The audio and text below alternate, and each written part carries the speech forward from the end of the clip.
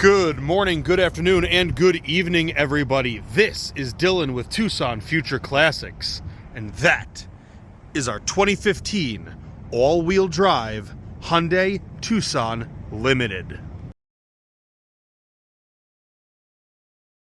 In case anybody was wondering what the most expensive Hyundai Tucson you could buy in 2015 looks like, here you go. This is the limited trim with all-wheel drive, dual sunroofs, tech package, perforated and heated brown leather seats, and it's rolling on the larger 18s instead of the standard 17s. You literally could not have optioned one of these out higher than this is, and this is aged pretty well. This particular one has got just under 145,000 miles on it. If you look at the Carfax vehicle history report on this, you'll see it has pretty consistent maintenance throughout its life, and it's really a 3 to 4 owner car, not a 7 owner car. Carfax still can't get their act together with family member title transfers or state to state change of title when somebody moves. So take that with a grain of salt.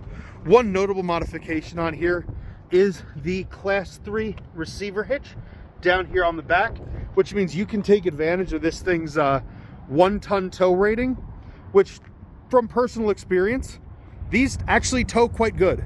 I helped my mother move 2,600 miles across the country in her 2018 Next body style, but mechanically identical to this, and towing a 2,000-pound boat loaded with all of her stuff, her, myself, and her 140-pound golden retriever in the car, we still got like 18 miles a gallon crossing the country at 70 to 80 miles an hour on the highways.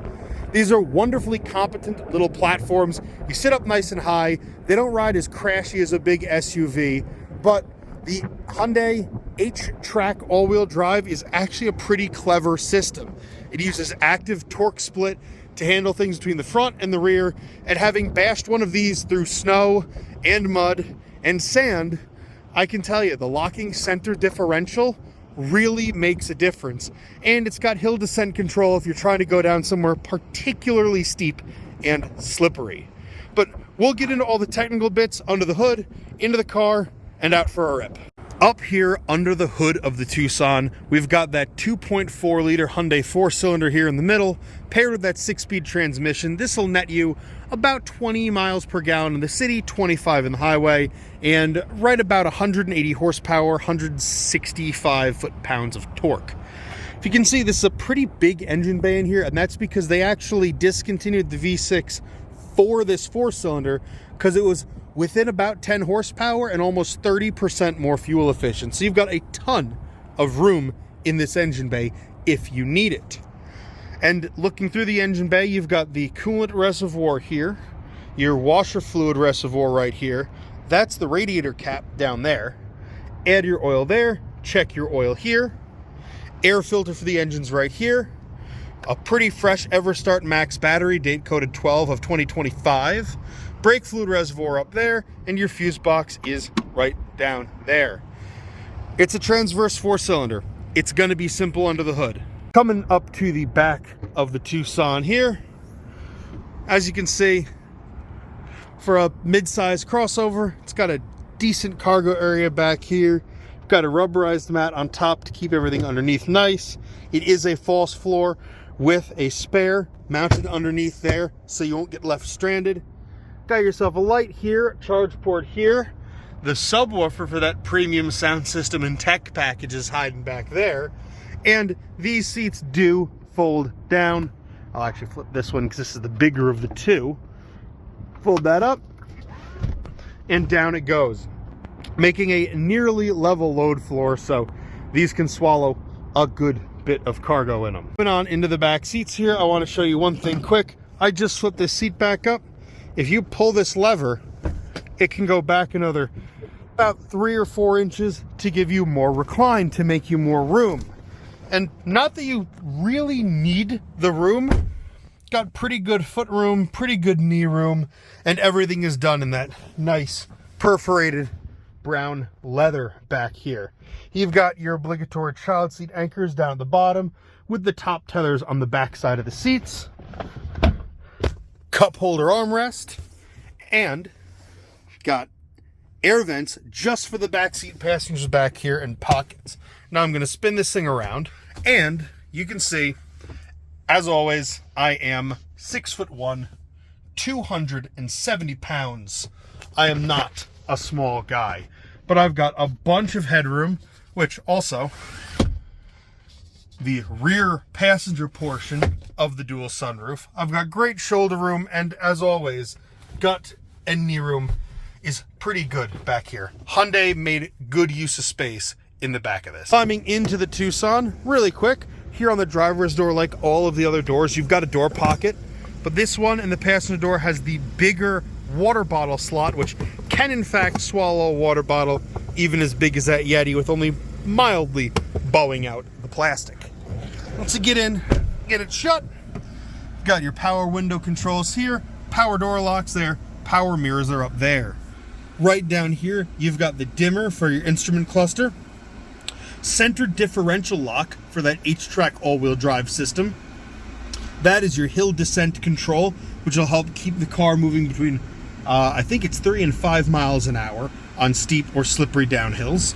And that's traction control off, where if it's slippery and you want to party, you hit that one. Here on the wheel, simple controls up here. Your infotainment stuff is on this side. Mode will run it through AM, FM, XM, Bluetooth, or USB. This is voice command here, track or station up and down, and then your volume. These two down here answer and hang up your phone calls. This little panel here that says trip, I'm gonna move my hat to kill the sun glare. So if you hit trip, it'll cycle through all of the trip information in your center console. Projected range, average MPG, average speed, elapsed time since you reset it, and total miles traveled. And that gauge cluster is nice and simple. The blue lights actually come through pretty well at night without doing a ton of eye strain. So tack on the left, heat and fuel on the middle, and then your speedometer there on the right. Moving on to the middle, this is your infotainment bezel here. So you've got a CD player up here, AM, FM, satellite, and if you hit media, I'll move this here, give us some more shade so it doesn't glare. You can see disc, USB in, USB image, iPod in, auxiliary, Bluetooth, or My Music, which is SD card music saved to the hard drive of the car. This also has a map on it, and using this slot here, you can still get SD cards with new maps. So this is backwards compatible and updatable. They've kept it pretty relevant. Resolution isn't the best, but it's still a really quick system to jump from one option to another. So yeah, when they did the optional tech package on this, they actually put a decent processor in that little infotainment center there. Moving down to the climate controls, it's got automatic climate controls, but this dials in the driver's temperature. This one dials in the passenger's temperature for its dual zone. Mode will change head, feet, defrost, or defrost and feet. Push in for auto, and it locks in your temperature, and it tries to chase that and get it there as best it can. And then recirc, fan speed, AC, and your front defrosters there. This one here is for your rear electric defrosters, which are embedded in the back glass. This does have heated seats to complement the perforated leather, and there are the driver and passenger controls for that. Getting that gear shift out of the way, you can see two 12-volt cigarette lighter power ports, plus the auxiliary and the iPod or USB in slot down there. Good old Prindle is here. Park, reverse, neutral drive. Only thing to note is if you knock it to the left, you can then command it to grab different gears as you're driving. Good for off-roading, towing a little trailer, or going down a steep grade and wanting to maintain your gear so you don't burn up your brakes. Another cool thing on this is the active eco button. Most of these usually don't do much, but if you hit that guy, little eco light turns on up there, and on this particular Hyundais of this era, that would actually change the throttle pedal mapping, the fuel and ignition timing of the vehicle, and the shift timing, and it's how it would command gears. That can save you real world, they claim about 7% fuel efficiency gains from using that, for the trade-off of a slightly more sluggish driving experience. Standard fare dual cup holders are right here, and a very deep center console in this one here. Just one big open tray, no split level or anything. But the leather is held up pretty nicely. The only seat that has had some splitting on it is this driver's seat, and the previous owner went out of his way to actually get a color matched leather seat cover with a little front pocket on it. It straps all the way to the back. I just had this popped off to clean, but you can see that one got a little torn. But yeah, super easy to clean and really, really comfy. And it doesn't affect the heated seat operation at all if you need that. Also, driver is 6-way power plus lumbar. But that's enough of poking around. Let's drive. Up and down off of the top of the parking garage, I've got all 4 windows and the sunroof wide open. So if this thing's gonna make any undue noises, we'll hear it echoing off the walls as we go through. These Tucsons are pretty well put together compact crossovers. I mean, this is when Hyundai was really trying to make a name for themselves in the higher quality market. Like, they were really trying to push up market with these, and it shows. The materials are pretty nice in here, decent place to sit, and they drive quite well. Actually, I'll show you really quick here. As we're pointing down, I'll give it a quick little stab of throttle, stab of brake. Nothing untowards going on there. So yeah, not a bad little spot to be. And here, I'll knock us into reverse really quickly. Boom, backup camera lights up, and just like that, spins us in. And as we're going back and back and back, you can see those course lines hone right in on those parking guide wires. So that puts us about 6 inches off. Pretty accurate system, decent resolution on the camera, competent car all the way through. As we merge up onto the highway here, get us into a good lane, and we'll set ourselves up with the cruise control, give you a taste of high-speed highway cruising, or, well, as high speed of highway cruising as the I-10 will allow us today. Man, just to show you, you know, I've still actually got this thing sitting here in eco mode, so I'm just kind of playing with the drive mode, seeing how it feels, and what it's going to do. But if you floor it, it will command 100% power. It will not cut the throttle or otherwise nerf you. So we're sitting here right around 70 miles an hour. I think might be about all we're going to get with traffic the way it is today. But yeah, these are really good highway cruisers. Seats are nice and bolstered, nice and squishy. You sit up good and high.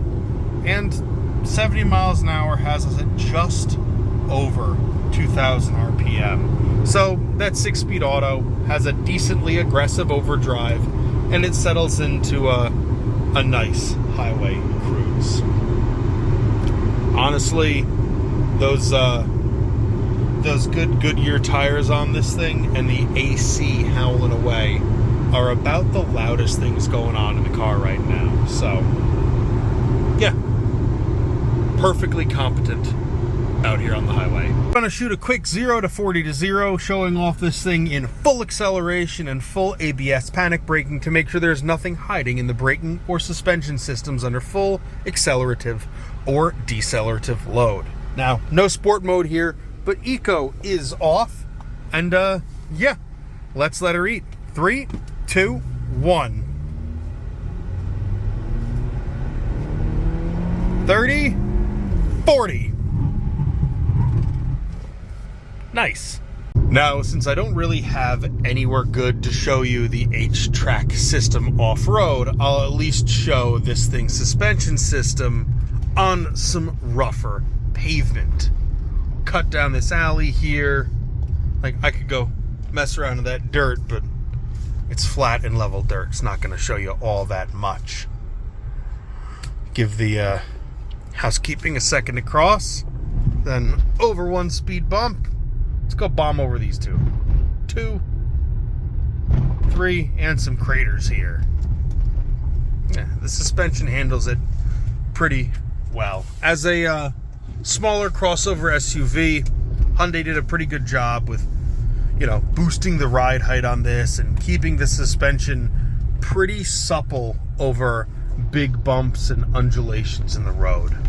Even here, really, really broken up pavement. Bit bumpy, and again, this being a, you know, SUV shape with that big old hatch in the back, a little bit louder than a traditional sedan would be, but certainly not rattling your teeth off, and it's barely even shaking the plastics in here. So pretty well put together little thing for sure. Go back at the lot, wrapping everything up on the 2015 Hyundai Tucson. Now, these are great little all-arounders. They're good little mules. Pretty decent fuel economy for their segment, good ground clearance, a comfortable ride, a surprisingly good all-wheel drive system, the ability to tow a ton, and enough room inside to fit you and your friends and your stuff so you don't have to tow if you don't want to. Plus, the white over tan breaks the sun up just enough down here. These are really good all-rounders, and they do a little bit of everything pretty darn well. To see what I'm talking about and experience this for yourself, follow the link in the description below, or call or text the number that's about to be on screen to set up an appointment to check this out. Until then, I've been Dylan. We'll see you soon.